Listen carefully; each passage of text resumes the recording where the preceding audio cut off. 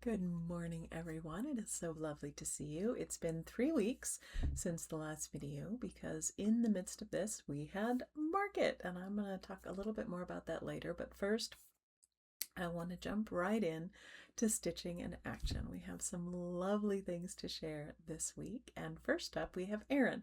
Erin stitched two. She stitched Iris. Irish is appropriate. It's almost St. Patrick's Day, so, but she stitched Iris and Mushroom Squirrel, and those are both actually free charts that are on the website. And I particularly love her finishing of these. Iris, she finished into an old clock face that she found, or I guess clock face and body, that she found at a thrift store. And she said initially she was worried that she was sort of hacking about an antique, but she found it was a popular design for woodworkers and people who do scroll work. And so then she said it's more like the just cross stitch design for people who do that. So there may be quite a few more of these floating around, but I absolutely love the way that it sets off the round design and how it looks, and I think it's wonderful. So that's a beautiful finish. Then she stitched the little mushroom squirrel, and this was in the cookbook last year at market, but is again a free chart on the website. And she did this as a stand-up. She made a whole little scene, a little vignette out of it with a little round piece of wood, and he's got little standing trees and little mushrooms all about, and it's a whole scene. It's beautiful. So I absolutely love them both. Thank you so much, Erin, for sharing your very creative finishing with us, and I think they're marvelous. Couldn't be more thrilled, so well done. Next up, we have Pam, and she stitched the Language of Flowers Friendship. This is the first one I did in Language of Flowers.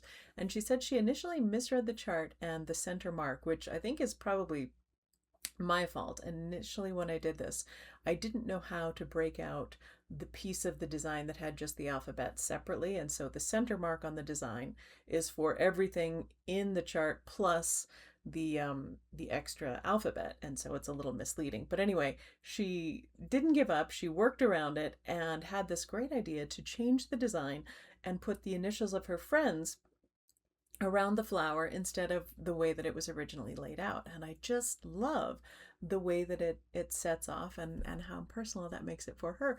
I also really like her fabric choice on this one. So I think it takes what had the possibility to be a setback and turn it into something even better. So well done, Pam. Thank you so much for sharing. And then this last one is a little bit of a wild card. This is a Christmas carousel, and I'm almost 100% sure this is the one that I saw at Sampler Guild of the Rockies, for which I forgot to write down the name of the stitcher, but I just loved it. And so I wanted to be sure I shared it, even if I didn't have, pardon me, the full attribution. And it's been so much fun to see all of these coming out and the different ways that people are finishing them. I like the backing fabric that she chose and little ribbons. I love the way that she chose to finish her stand with just the plain wood finish. I think it comes out beautifully. And I couldn't think it's more charming. I know I talked to Beth. She wants to do some designs for the little carousel, so hopefully we'll have more of those coming. But also, I believe many people who ordered the carousels at the Jingle Ball, the stand portion, have just received them. And so if you're looking for the instructions on assembly and finishing, those are on the Blue Flower website as well. So thank you so much to everyone who shared a finish with me. And as always, if you stitch a Blue Flower design, I would love to see it and share it here. Pardon me. Get the laughs in the morning because, it takes me a while to wake up.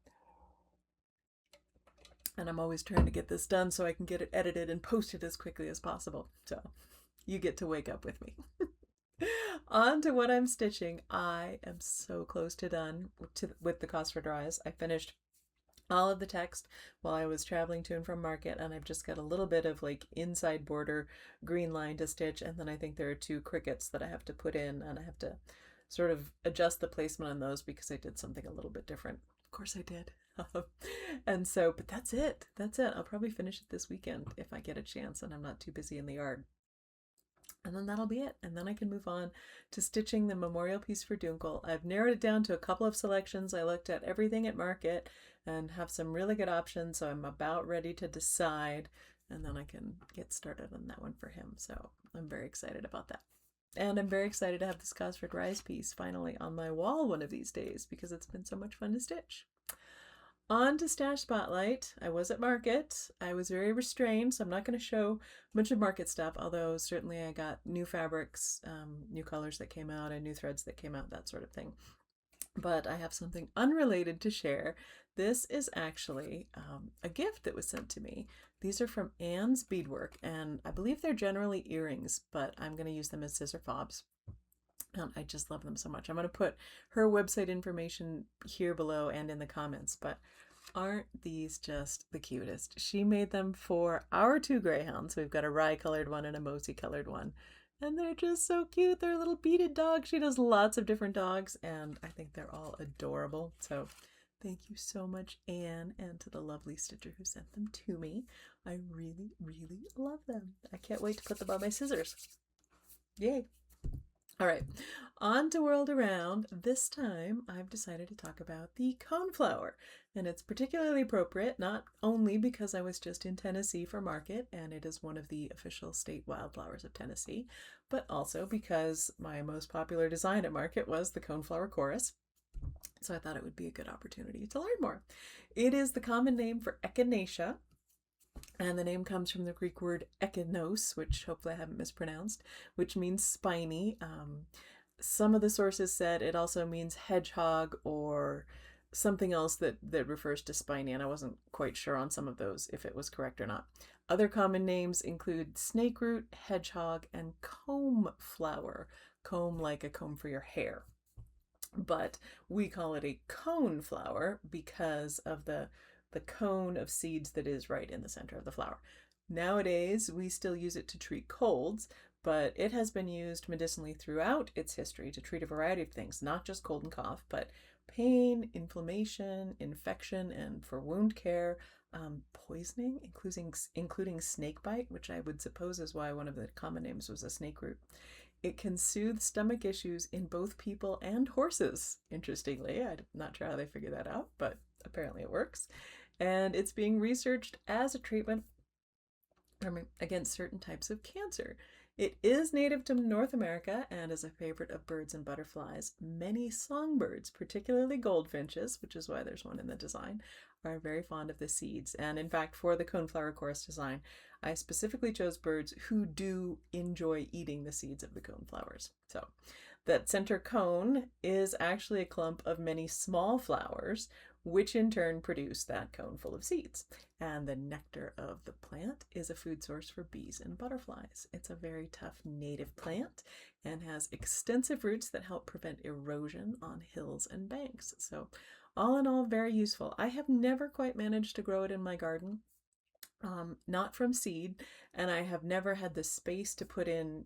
Our nursery sells big, gallon size plants, so I haven't had the space to put those in, but this year we have 2 beds that are just for flowers, and so I'm hoping that this year I'll be able to get some coneflowers going in there, so fingers crossed. All right, questions.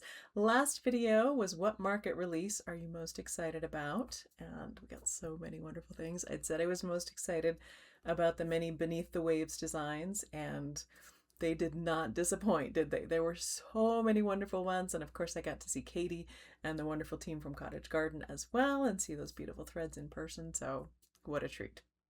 I'm sure you're all seeing lots of market recaps and you're starting to get maybe some of your market pre-orders coming in, so it's a fun time of year for sure.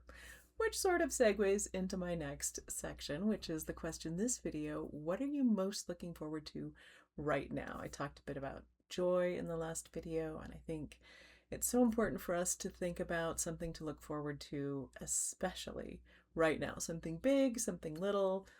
The weather's going to be nice tomorrow. I get to see a friend next week, that sort of thing. It's spring, it's the season of renewal, and it's a very good time to look forward for big things, small things, anything that you have to look forward to. I'm personally very excited about the start of gardening season. I know I talk about that a lot. The first cold weather starts are in the ground. The seeds that have been hardening off are ready for the garden, and they haven't died yet, which is always exciting for me. We may get a late frost, and we'll see. Lettuce seeds are not very expensive, so if they don't make it, then we'll just have to go with the second wave and that'll be good. But I have diagrams and a planting schedule and everything ready to go. It's something that keeps my body moving, keeps me grounded, especially on tough days, just to go out and dig around in the dirt a little and water some plants. And yeah, something that I really look forward to. I'm very thirsty today, apparently. All right, on to best things. I am going to take a minute to talk about market because that's my best thing this video. And I took a little video while I was there just to give you an idea of what the suite looks like. But I do get asked quite a bit, what's it like at market? And I know people are very excited their first time that they get to go to have the experience. And so I thought I would just give you sort of a little recap. And of course, if you have any questions, just drop them in the comments and I will do my best to answer them. The way that it works is it's at a hotel and we have our setup in our room booth. So the front part of the room is the living room and that's where we set up our displays, and then we sleep in the back amongst all of our things. So I usually get there first. I have a good friend who comes and helps me, but I usually arrive a day before she does. And so I will get checked in. Either they will have all of my boxes of supplies that have been delivered in the room, or they'll get there shortly after I check in. And so, you've got your hotel room and then they shove your giant pile of boxes into it. So you have to sort of Tetris your way around a little bit. This year it was different because the hotel's been remodeled, so the furniture setup was a little bit different. I used to know exactly what needs to move where and what goes in back and what, where I can stack up all the boxes and things. And so there was some figuring out this year. But managed all that. The trickiest part is when you're trying to get the things unpacked so that you can put them where you need to put them so that you can keep unpacking so that you can then, and there's always a huge pile of boxes somewhere in the back room. It used to be all along one wall. They changed the layout a little bit, so we had to have the enormous box mountain in a different spot. But that's what you do. You get everything unpacked and you set up the display, and then I start packing my pre-orders from all of the just bulk of charts that I have shipped. So get all the pre-orders packed up. That's usually by the second day that I'm arriving. And on that day too is the day my friend Sharon comes to help me. And so if we haven't finished with the pre-orders, we finish that up. We fiddle with the last of the display things and hang our banner over the atrium and do all that. And, we leave our door open so we can see the other designers as they're coming and going. We usually get to chat a little bit. And then by Friday, and we open up, I think at 4 o'clock on Friday, open our doors, open for business. It can be slower on Friday. Very often, a lot of shops will have somebody waiting in line for fabric because Friday night is all about fabric for shops. And so they have to wait in the lines to get to see the fabric. We don't always get to see the fabric before it's gone, which is very sad. But sometimes they'll let us in early on Friday just to look, especially if they have new colors, so we can see what those are. So Friday night, we're watching the lines for the fabric. People are coming in to pick up their pre-orders, and we're just chatting. We're in our rooms for Friday, and then we're in our rooms for all day Saturday. And then on Sunday, it's usually a lot quieter. And so that day, and the way that Sharon and I work it is we just basically take turns on Sunday. I'll man the booth and she'll go wander around, and then vice versa. The other days it's a little busier, so we tend to want to have both of us there if we can for the whole time. But Sunday is our day to get out and about. So on Sunday, that's the day that we, the designers, get to go and visit other designers. We get to chat with people. We get to actually go see all of the models that we've only seen peering through the windows. As we were setting up, we get to go see the fabric booths and see if they have anything left for us. It's a really nice time. That's when shop owners will come around. They've picked up all their pre-orders. And that's when they want to come around and chat. They want to talk about trunk shows. They want to talk about a new project that they're working on. And so Sunday is the day when we get a lot of that extra fun and more relaxed chatting done. And then we close up Sunday afternoon, pack everything as fast as we can, get all our boxes back downstairs, and I fly out early Monday morning to get back home and get back to work. So that's kind of a brief recap of the market experience. As I said, if you have any questions, let me know. I'm usually terrible about taking pictures at market, but I took a couple this year, and lots of people are a lot better at it than I am. So it's a lot of fun to see all of the different perspectives, and you get a feeling like you're there. It's a really exciting experience. So that was my best thing. On to giveaway, last video, this beautiful needle roll from Becky Stevens with the amazing fabric. Isn't that pretty? Was using the word stash in your comment, and the winner is at Linda-N9J. So Linda, drop me an email with your mailing address and I will get that in the mail to you. All right, give away this video. This is something from the Sampler Guild of the Rockies retreat. We were all given all of the kits, which is amazing. It was an amazing retreat. This full kit is from the wonderful Vicky at Needlework Press, and it is called the 4 Fields Sampler, and it's a little bit hard to tell, but you can see there are in fact 4 fields in this design, and we got to see the model for it. It's huge, really beautiful, but you've basically got 4 scenes here, plus a verse and this little connection here and a beautiful border.